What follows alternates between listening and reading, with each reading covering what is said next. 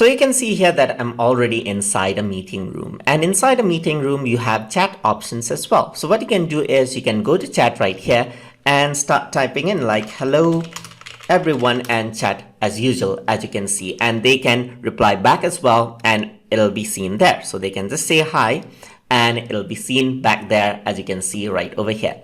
But here in the chat you got some options as well. So you got everyone as an option, as you can see, but you can also choose particular participant, and then if I were to send hi now, the message has been sent privately only to that participant. So that is an option which is here right here. You can also send files right here to other participants, as you can see right here, and you can see that there are other options as well. So you can save out the chat right over here. So now it says the chat has been saved, so you can go to the folder where the chat has been saved up. So you can see that it is there in the text format. So you need this for some reference. You can actually save out the chat as well, as you can see right there.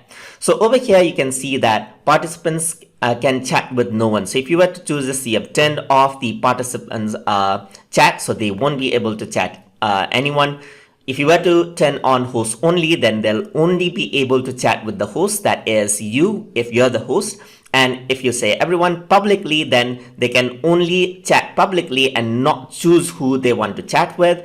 And if they choose publicly with and privately, that means that's the default option which is enabled. And this is the option you enable and disable as a host in a Zoom meeting. So these are the options right over here.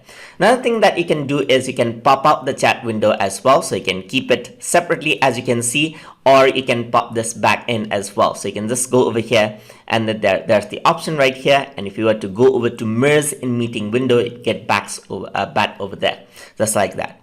Even from your Zoom account setting right over here in the settings and in meeting basic, you have chat options. So from your account, you can enable or disable the chat entirely, as you can see right over here.